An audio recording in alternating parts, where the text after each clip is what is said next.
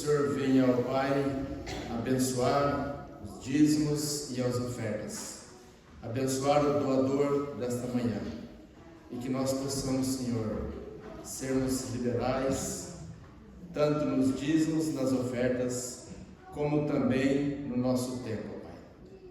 Deus meu, que o Senhor direcione estas ofertas para a Tua causa, em nome de Jesus. Amém.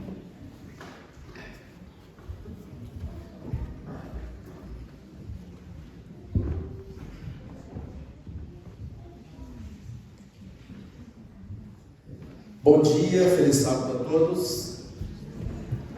Nós hoje estamos aí encerrando os 10 dias de oração. Tenho certeza que foi uma semana muito boa, uma semana maravilhosa, uma semana de bênçãos. Nós estivemos ali relatando na escola sabatina, no grupo, ali onde a Radacinha teve um incidente ontem, mas para a honra e glória de Deus está aqui, graças a Deus. A semana foi muito boa. E a semana ainda foi muito melhor, porque nós estivemos orando uns pelos outros, famílias orando pelas famílias. Isso é muito importante, irmãos, porque nós sabemos como o inimigo, ele tenta destruir principalmente as famílias dos lares cristãos, os filhos de Deus. E nós não podemos parar de orar nunca. Nós começamos essa semana e que nós possamos continuar sempre estar orando uns pelos outros. Não nos esquecemos de orar. Estivemos também orando pela família Putinelli, da irmã Elisa, com o Rogério, não é? A esposa do Rogério, grande amigo nosso. E agora vamos estar orando pela irmã e a sua família. Então, que Deus possa abençoar a todos nós, na verdade. Lembrando que no dia 1º de abril, nós vamos começar a nossa semana de oração. Pode colocar a imagem para mim, por favor? Nós vamos começar a nossa semana da Páscoa, 1º a 8 de abril. Eu não passei aqui o anúncio para a Suzana, porque eu vi que ela estava muito sobrecarregada sobre os anúncios. Mas, irmãos, dia 1º de abril começa a nossa semana de oração aqui na igreja. E depois, no dia 2 até o dia 7, continuaremos pelo Zoom, tá certo? E vai ter ali, os pastores vão estar fazendo, cada noite um pastor fazendo a semana de oração. No próximo sábado nós vamos ter aqui a propaganda dos pastores, que ainda falta um confirmar.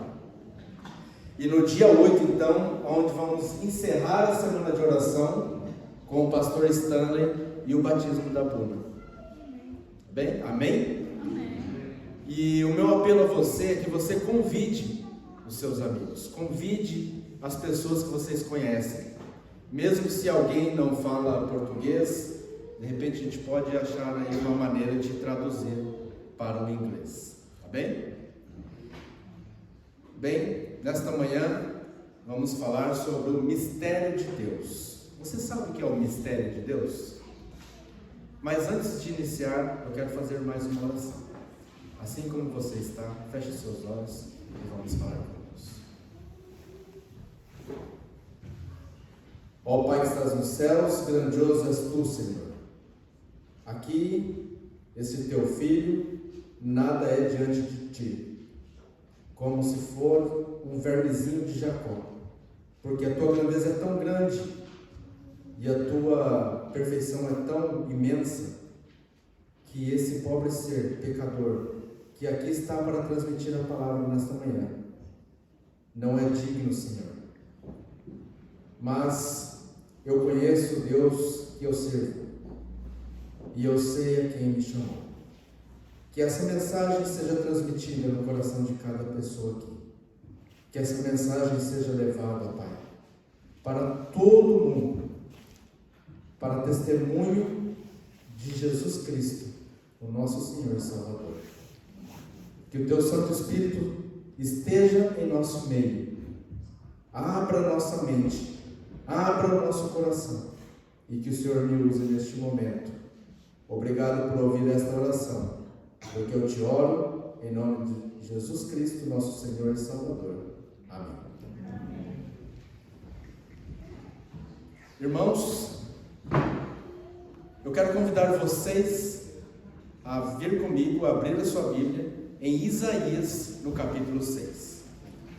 Nós vamos começar lendo esse texto de Isaías, no capítulo 6, e o verso 5 até o verso 8.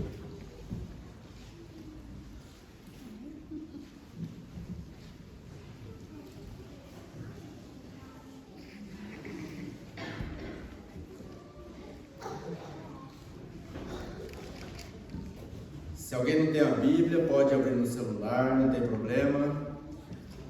O importante é que nós lemos o texto bíblico.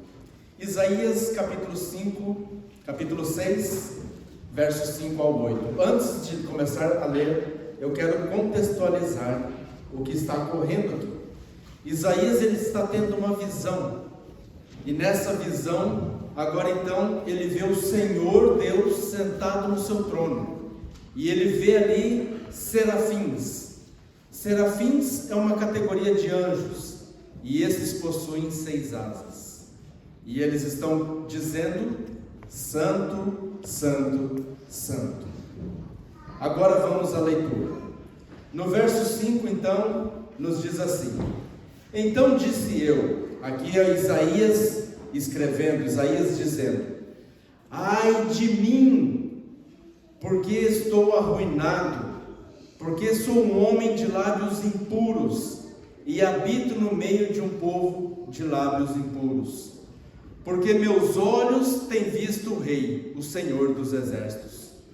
Então voou um dos serafins em minha direção, tendo uma brasa viva em sua mão, e a qual ele tinha tirado do altar com uma tenaz. E ele tocou sobre minha boca e disse: Veja, isto tocou os teus lábios, e a tua iniquidade é removida, e teu pecado purificado. Verso 8: Também eu ouvi a voz do Senhor dizendo: Quem irei eu enviar, e quem irá por nós? Então disse eu: Aqui estou eu, envia-me. Nós vemos aqui que Isaías, ele se coloca na condição de um pecador. Isaías, ele não tem a capacidade diante de Deus de ver a grandeza e a glória de Deus e a majestade de Deus. E Isaías, ele reconhece que ele é um pecador. E agora então ele diz: Ai de mim, quem sou eu? Aqui nós encontramos 3 aspectos da vida de Isaías. O primeiro aspecto é o arrependimento. Ai de mim, ele se arrepende do seu pecado. O segundo aspecto importante da vida de Isaías é a confissão. Ai de mim, porque eu tenho lábios impuros. Ai de mim, porque eu sou um pecador. Ai de mim, porque eu não tenho condição de estar na presença de Deus. E o terceiro aspecto é o perdão, aonde então Isaías, ele agora recebe o perdão pelo Espírito Santo. Isaías então, ele se arrepende, ele confessa os seus pecados e ele é perdoado. Os 3 aspectos da vida de Isaías. E então, após o seu arrependimento, a sua confissão e o perdão dos pecados que ele tem, o Senhor diz: A quem enviarei, e quem há de ir por nós? Agora então, Isaías, ao ouvir isso do Senhor, ele entende, e ele diz assim: Senhor, eis-me aqui, envia-me, envia-me.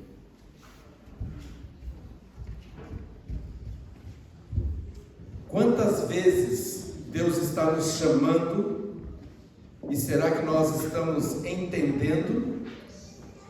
Veja, Isaías era um homem pecador, como eu e você. Isaías era uma pessoa que não era perfeito a sua vida, mas ele recebeu um chamado e entendeu o chamado. Nós vemos aqui duas características na vida de Isaías. A primeira característica é que ele conhecia a Deus. Quando ele ouve a voz de Deus, ele conhece que era Deus. Ele não teve dúvida da visão, ele não teve dúvida daquilo que ele estava vendo, e muito menos do chamado, porque ele sabia quem estava o chamando. Isaías eles conheciam o seu pastor, ele conhecia a voz do seu pastor. Essa é a primeira característica de Isaías. A segunda característica de Isaías é que ele então se coloca à disposição. Isaías agora ele se voluntaria, ele fala: Senhor, eu sou voluntário, Senhor, eu estou aqui, eu vou. Isaías se põe à disposição de Deus. Ouça o que eu vou dizer agora. Deus sempre tem uma missão para todos aqueles que estão dispostos a servir. Repete comigo. Deus sempre tem uma missão para todos aqueles que estão dispostos a servir. Vamos a Mateus capítulo 10, verso 6.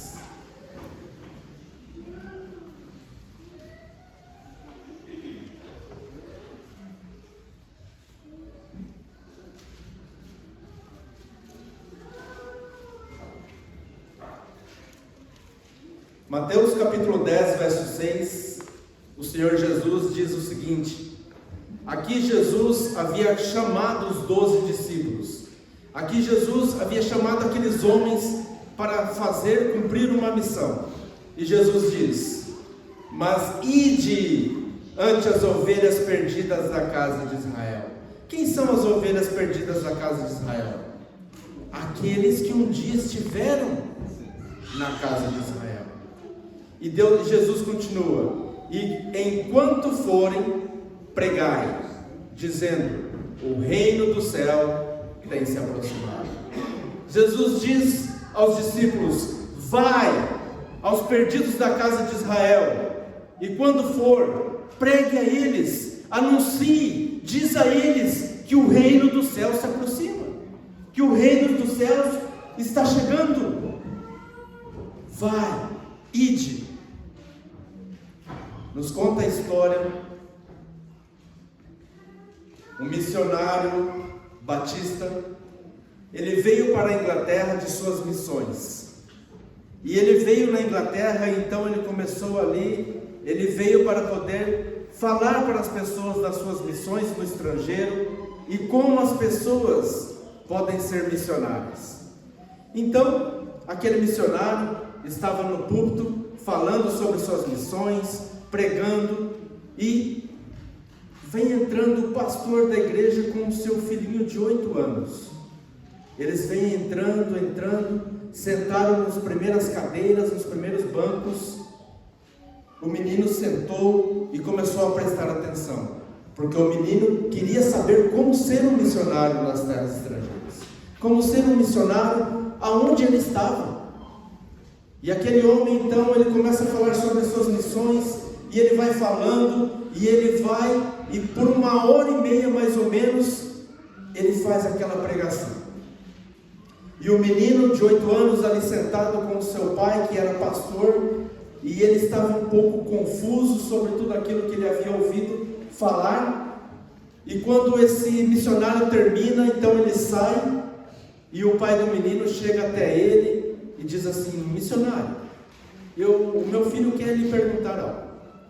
E o menino então se direciona ao missionário e diz o seguinte: eu não entendi muito bem, como que eu faço para evangelizar os meus amigos?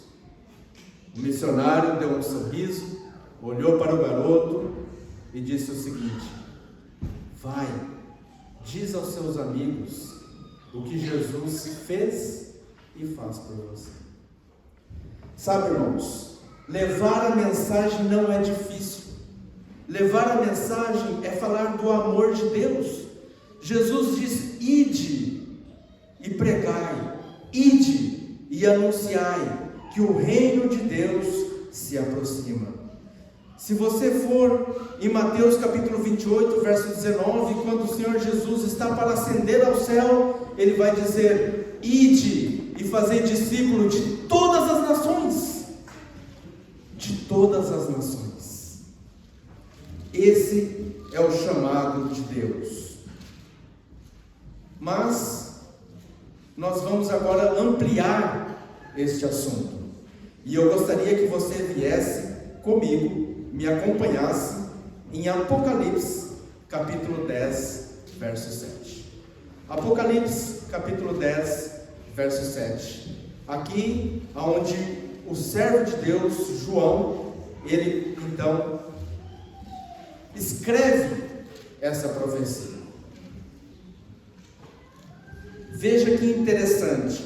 Você precisa prestar atenção, porque isso é muito importante, porque isso é para os nossos dias hoje. João, em Apocalipse capítulo 10, verso 7, ele diz o seguinte: mas nos dias da voz do sétimo anjo, quando ele começar a soar, o mistério de Deus será cumprido, como ele declarou a seus servos, os profetas. Veja, aqui João está descrevendo o sétimo anjo que vai tocar a sua trombeta. Se você voltar um pouquinho, você vai ver que tem 6 anjos que já tocaram as suas trombetas. E aqui João diz que o sétimo anjo está para soar, para tocar a sua trombeta. Sabe, nós estamos vivendo nos períodos da 6ª trombeta. Este é o período que a igreja de hoje está vivendo. 5 trombetas já foram soadas. A 6ª trombeta está sendo soada. A mensagem da 6ª trombeta está sendo dada ao mundo. Seja você falando ou não, mas ela está acontecendo. E a 7ª trombeta, ela está a ponto de ser soada. E quando a 7ª trombeta, ela estiver para ser tocada, quando esta mensagem estiver para concluir, então o mistério de Deus será cumprido. Veja a importância. O mistério de Deus está para se cumprir. Mas eu te pergunto, o que é o mistério de Deus? Você sabe o que é o mistério de Deus? O que é o mistério de Deus? A Bíblia nos revela. E agora, para nós entendermos o que é o mistério de Deus, nós vamos seguir uma leitura de alguns versos da Bíblia. E vamos descobrir o que a Bíblia tem para nos revelar nesta manhã. Romanos capítulo 16. Volta um pouquinho as páginas da sua Bíblia e você vai encontrar ali Romanos, que está entre Atos e 1 Coríntios. Romanos capítulo 16, versos 25 a 27. Ora, aquele que é poderoso para estabelecer segundo o meu evangelho e a pregação de Jesus Cristo, conforme a revelação do mistério mantido em segredo desde o início do mundo, desde tempos eternos, mas que agora se manifestou, e pelas escrituras dos profetas, segundo o mandamento do Deus eterno, se fez conhecido a todas as nações para a obediência da fé. Aqui ele está dizendo que esse mistério de Deus agora se manifestou, mas esse mistério de Deus, ele esteve desde tempos eternos, desde antes da fundação do mundo, já existia esse mistério de Deus. Vamos continuar lendo para saber o que é o mistério de Deus. 1 Coríntios, capítulo 2, verso 4. Coríntios está aí ao lado de Romanos. 1 Coríntios, capítulo 2, verso 4. Nós vamos ler o verso 4, o 6, o 7 e o 10. E está escrito: E meu discurso e a minha pregação não estava em palavras persuasivas de sabedoria humana, mas em demonstração do Espírito e de poder. Verso 6. Todavia falamos sabedoria entre os que são perfeitos, porém não a sabedoria deste mundo, nem dos príncipes deste mundo, que são reduzidos a nada. Mas nós falamos a sabedoria de Deus em um mistério, mesmo a sabedoria escondida, a qual Deus ordenou antes do mundo para a nossa glória. Verso 10. Mas Deus nos revelou o quê? O que estava escondido, o mistério escondido, Deus nos revelou pelo seu Espírito, porque o Espírito busca todas as coisas, sim, as coisas profundas de Deus. Deus revelou este mistério através do Espírito pelos seus servos, os profetas. Colossenses capítulo 1, verso 26.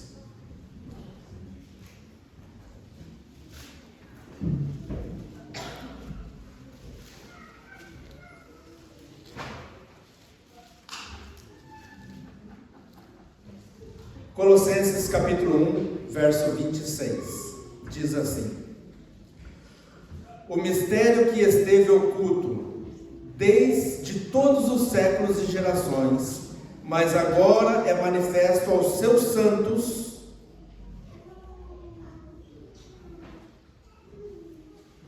verso 27, aos quais Deus quis fazer conhecer quais são as riquezas da glória deste mistério entre os gentios, que é Cristo em vós, a esperança da glória. A manifestação deste mistério nos santos, Cristo em nós. Agora, 1 Timóteo, capítulo 3, verso 16.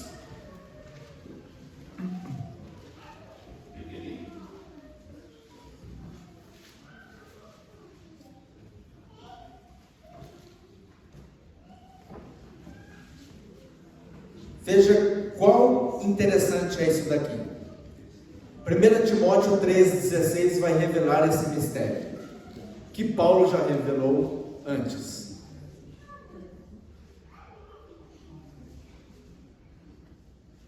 E sem controvérsia, grande é o mistério da piedade. Deus foi manifesto na carne, justificado no Espírito, visto pelos anjos, pregados aos gentios, crido no mundo e recebido acima na glória. O que está dizendo aqui em 1 Timóteo 16? Primeiro, manifestou em carne e viveu.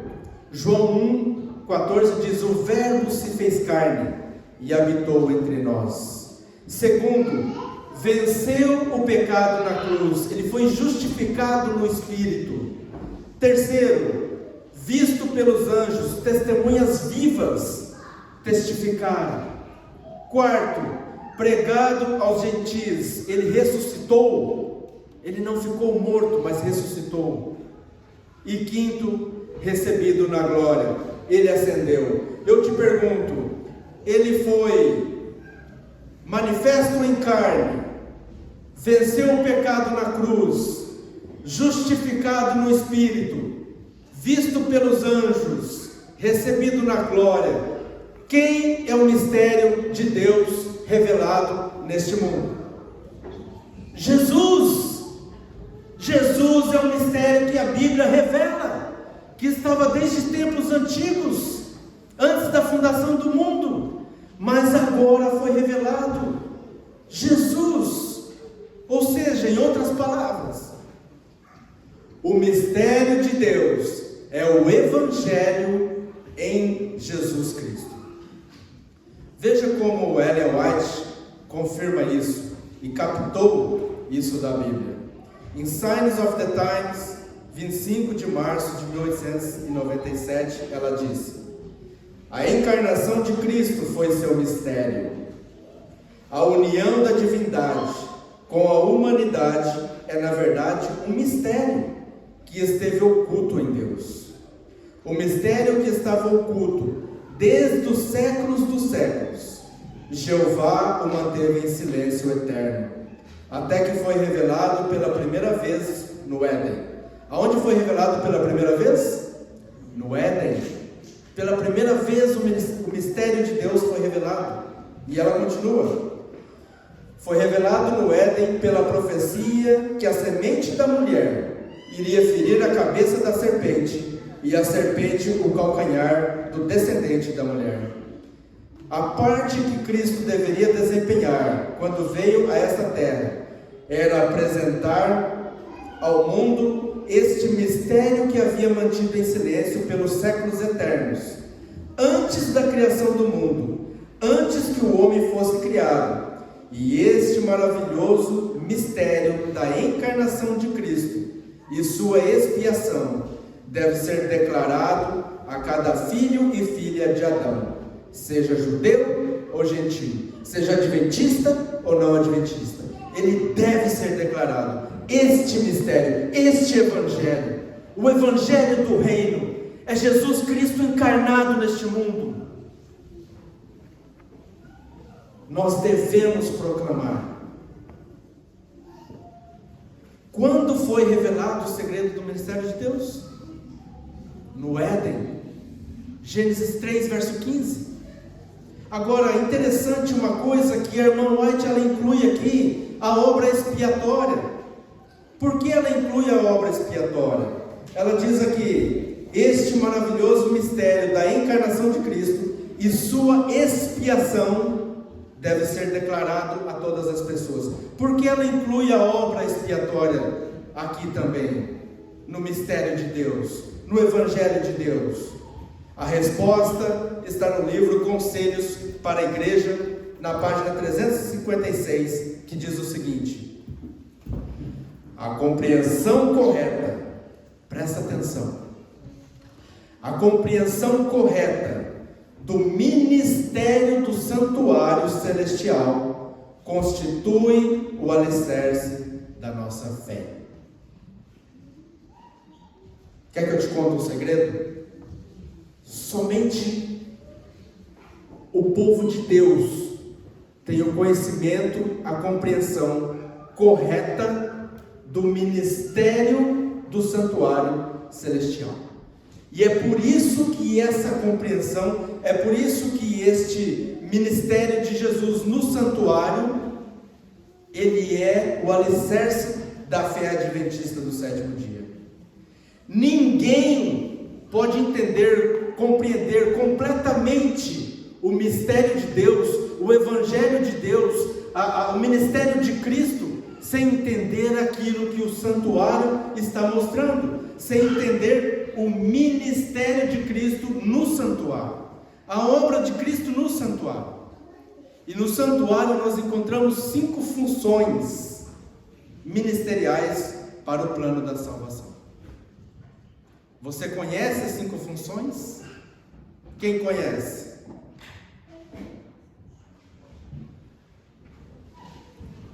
As 5 funções para o plano da salvação no santuário, nós encontramos o acampamento, nós encontramos o átrio, que seria o pátio, ou nos dias de hoje dizemos quintal.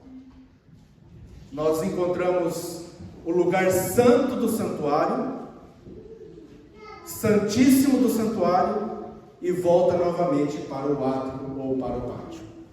Essas são dentro do santuário. Quando Deus manda Moisés construir o santuário, ali representa as 5 funções ministeriais de Cristo Jesus.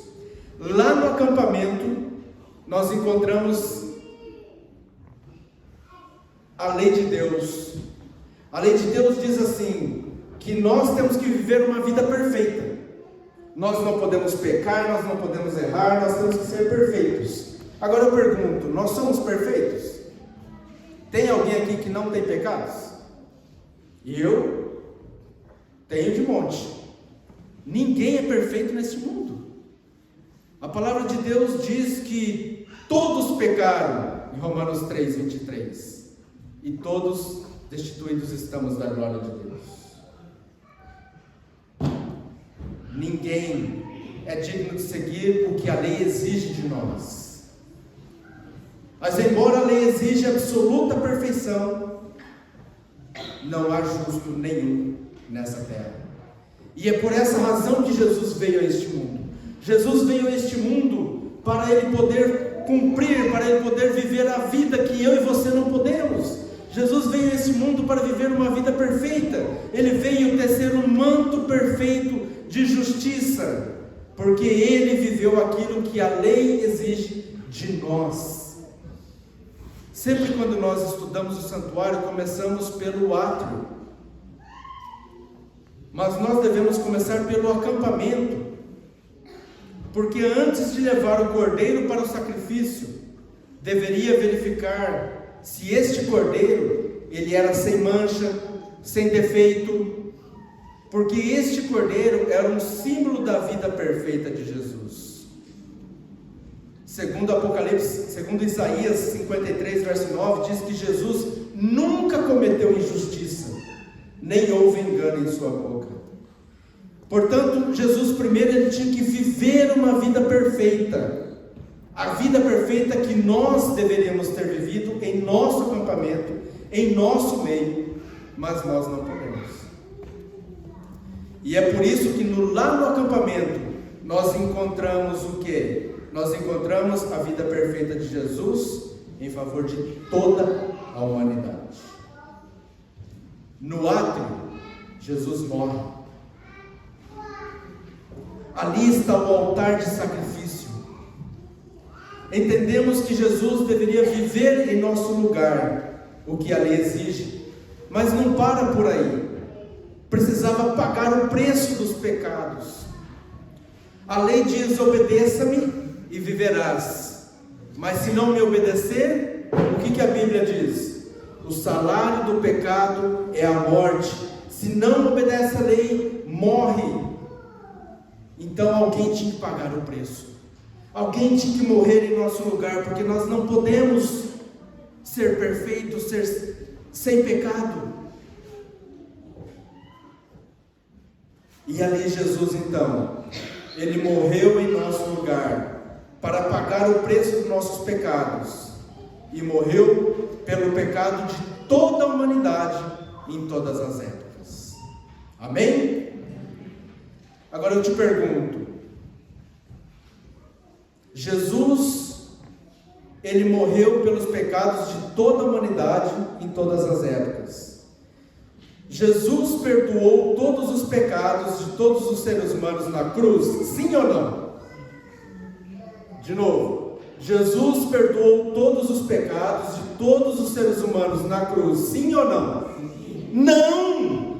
Ele não perdoou. Na cruz, Jesus, Ele fez provisão para perdoar os pecados. A palavra de Deus diz que o perdão é algo individual e não corpóreo. 1 João 1, verso 9 diz que se confessarmos os nossos pecados, Ele é fiel e justo para nos perdoar. Tem que haver arrependimento, tem que haver confissão. Eu não posso ser perdoado por Jesus. Jesus fez a provisão do perdão na cruz, mas eu não posso ser perdoado por Jesus se eu não me arrepender, se eu não confessar, se eu não for até Ele confessar os meus pecados. É impossível. Eu preciso me arrepender, eu preciso confessar os meus pecados. E só o Espírito Santo pode colocar isso no meu coração. Ou seja, a obra de Cristo no lugar santo, no primeiro compartimento do santuário, agora como intercessor, é aplicar a sua morte às pessoas que vão até Ele arrependidos, confessando seus pecados e confiando na vida e no sacrifício de Jesus em seu favor. E quando eu me arrependo, quando o arrependimento ele vem de Deus e eu confesso os meus pecados, Jesus faz o quê? Segundo Miqueias 7,19, Ele pega os meus pecados, lança nas profundezas do mar e nunca mais se lembra. Essa é a justificação pela fé. Somos justificados pelo sangue de Cristo que morreu por nós. Satanás não tem vitória quando uma pessoa se arrepende, confessa os seus pecados diante de Deus. Neste momento ele é derrotado, ele é caído no chão. Porque Jesus olha para o Pai e diz assim: justificado pelo sangue que eu derramei em prol deste pecador. O serviço do santuário no Antigo Testamento, durante todo o ano, os pecados dos hebreus entravam no santuário. Então o pecador trazia o animal perfeito, sem mancha, sem defeito, colocava as mãos sobre o animal, confessava seus pecados, imolava para o holocausto. Logo em seguida, o sacerdote, ele pegava parte do sangue desse animal e entrava no lugar santo, no primeiro compartimento do santuário. Ele entrava no lugar santo e ali então o sacerdote ele começava a interceder por aquele pecador. Desta maneira, os pecados eram transferidos simbolicamente do pecador para o animal, do animal para o santuário.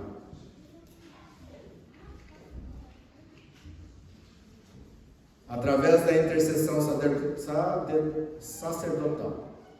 E durante todo o ano isso acontecia, era todos os dias. O sacrifício era diário, era de manhã, era tarde, era de manhã, era tarde. Todos os dias tinha pessoas indo ali, confessando os seus pecados, porque havia se arrependido, e o santuário ia sendo contaminado simbolicamente por aquele sangue do animal que havia sido morto. Quando você se arrepende dos pecados, confessando a Deus e confiando em Jesus, que é o Cordeiro de Deus que tira o pecado do mundo, você não precisa se preocupar, porque neste exato momento pode ter a certeza do perdão de Deus. Amém? Essa é a promessa de Jesus para você hoje. Ele é quem intercede por você diante do trono da graça de Deus. O problema então é que agora o santuário ele se contamina. O santuário ele precisa ser purificado. E essa purificação do santuário se realiza onde? A obra de purificação do santuário se realiza no lugar santíssimo do santuário. O propósito do lugar santíssimo é tornar o santuário purificado dos pecados que entraram ali. Uma vez ao ano, era o dia da expiação, Yom Kippur. Uma vez ao ano, no 10º dia do mês, o sumo sacerdote, ele fazia a purificação do santuário e de todo o povo de Israel. Este era considerado o dia mais sagrado do ano. E agora os pecados, simbolicamente, eles se movem ao contrário. Eu disse aqui que os pecados, eles entravam simbolicamente através do sangue do Cordeiro, contaminavam o santuário. Agora, uma vez ao ano, o sumo sacerdote, ele ia fazer a purificação do santuário, no lugar santíssimo do santuário. E agora, então, os pecados, eles se movem de forma contrária, ou seja, eles têm que sair daquele lugar. E o que acontecia? O sumo sacerdote, depois de fazer ali a sua obra de expiação pelo pecado do povo e purificação do santuário, ele saía. E ele voltava novamente para o pátio, para o átrio. E ali no átrio se encontrava 2 bodes. Um para o Senhor, um para Satanás. Um representava Deus, o outro Satanás. E eles lançavam sorte. E aquele bode que representava Satanás era chamado bode Azazel, ou bode emissário. Ali então o sumo sacerdote chegava, colocava a sua mão em cima da cabeça desse bode emissário, do bode Azazel. Ele pronunciava todos os pecados de todo o povo de Israel, que foi falado durante todo o ano, e simbolicamente transferia esses pecados que havia contaminado o santuário, transferia para esse bode Azazel, para esse bode emissário. Vinha um sacerdote, levava o bode para o deserto, e lá ele ficava até a morte, sem água, sem comida, e lá ele morreu. Esse bode Azazel significa Satanás, o instigador e originador do pecado. Jesus, quando voltar a este mundo, ele ficará no mundo sem ter ninguém para tentar. Ele ficará no mundo durante 1000 anos, como se fosse no deserto. E então depois ele terá a sua sentença final. E não haverá mais pecado e nem pecadores. Assim será purificado o santuário de Deus. Ficou claro aqui as 5 funções ministeriais do plano da salvação? O primeiro, então, nós temos o acampamento, certo? Depois, o átrio. Nós temos o lugar santo, o lugar santíssimo, e depois volta no átrio novamente, onde se encontra o bode emissado. Agora eu pergunto, desses 5 passos da obra de Cristo, a sua obra no acampamento, no átrio, no lugar santo, no lugar santíssimo, no átrio novamente, desses 5 passos, qual desses passos podemos afirmar que é a verdade presente, a verdade para hoje? Qual desses passos? Para cada época, a serva de Deus diz que há uma verdade presente. Quando Jesus veio à terra, a verdade presente era que ele veio viver como Cordeiro de Deus que tira o pecado do mundo. Ao morrer na cruz, a morte de Cristo foi a verdade presente para aquela época.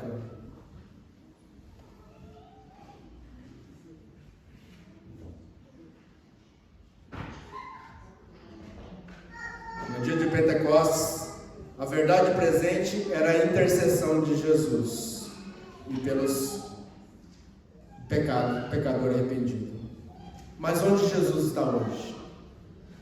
Hoje, Jesus está no lugar santíssimo do santuário celestial. E é isso que nós temos que pregar para as pessoas.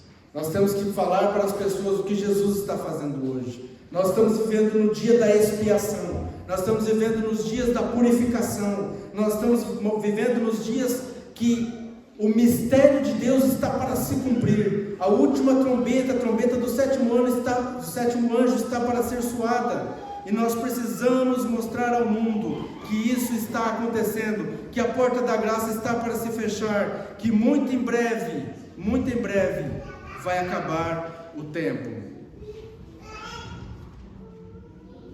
1 Pedro 2,9 diz: vós sois a geração eleita, o sacerdócio real, a nação santa, o povo adquirido, para que anuncieis as virtudes daquele que vos chamou nas trevas para a sua maravilhosa luz. Meus queridos, nós devemos nos colocar como Isaías: Senhor, eis-me aqui, envia-me. Nós temos uma missão. Os nossos pais, os pais dessa igreja, eles cumpriram com a sua missão, mas a missão não parou por ali. Apocalipse, no capítulo 10, diz que nós devemos profetizar novamente. No capítulo 10, verso 11 diz: You must prophesy again. Você deve profetizar novamente. Profetizar aquilo que eles profetizaram. Nós devemos falar sobre o Evangelho. Nós devemos falar sobre o mistério de Deus revelado em Jesus Cristo. Jesus Cristo nasceu. Jesus Cristo viveu uma vida perfeita. Jesus Cristo morreu por nós. Ele ressuscitou, ascendeu no céu, intercede por nós e está fazendo expiação pelos nossos pecados.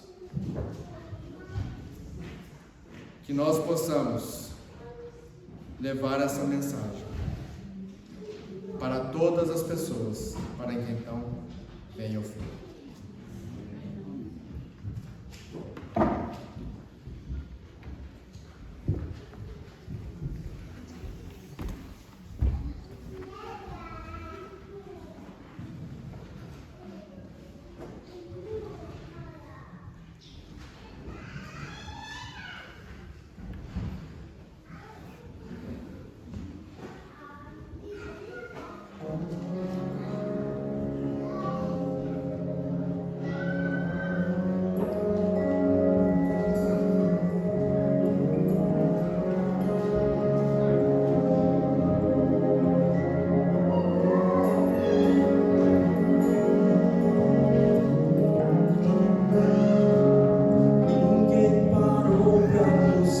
precisavam de mim.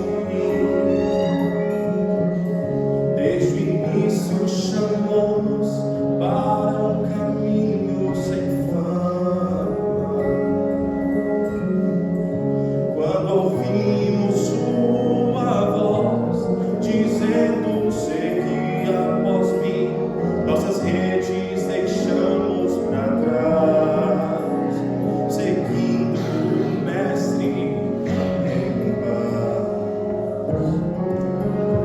Nossas redes ficaram jogadas lá, recontando uma história que poucos acreditariam. Pescadores sem pensar escolhem seguir a Jesus, sem saber se algo iriam ganhar, dispostos a homens salvar. Nós dissemos tudo, deixamos por ti, pra cumprir teu chamado. Não temos outras razões, mas cumprir teu chamado, chamados para viver ou morrer, mas cumprir teu chamado, cumprir teu chamado.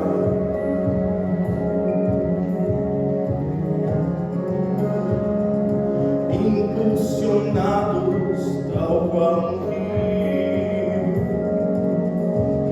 que corre pro mar, pois suas águas não voltam atrás.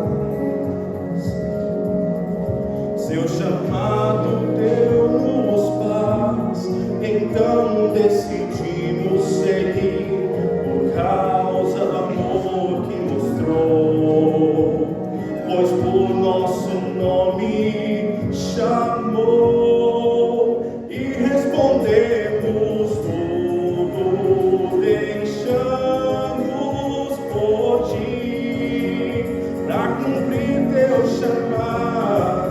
Não temos outras razões, mas cumprir teu chamado, chamados para viver ou morrer, não por amor de uma causa qualquer, nem ideal ou sonho, mas porque foi Jesus Cristo a chamar, iremos sua voz atender.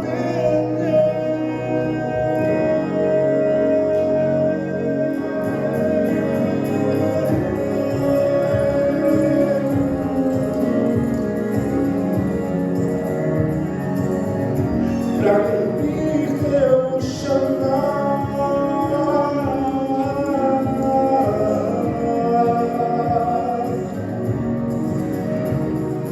tudo deixamos por ti, pra cumprir teu chamado. Não temos outras razões, mas cumprir teu chamado, chamados para viver ou morrer, mas cumprir teu chamado, mas cumprir teu chamado.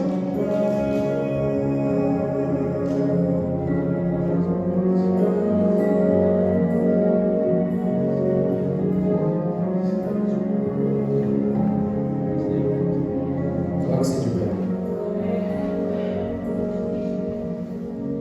Pai eterno, o Senhor nos chamou para cumprir o teu dever, para cumprir a missão neste mundo. O mistério da encarnação de Cristo e toda a sua obra está para ser concluída. Que nós, Senhor, façamos como Isaías, nos colocamos à sua disposição e que possamos ir e possamos falar do amor de Jesus na nossa vida. Abençoe a cada um aqui, é o que te pedimos em nome de Jesus. Amém. Amém.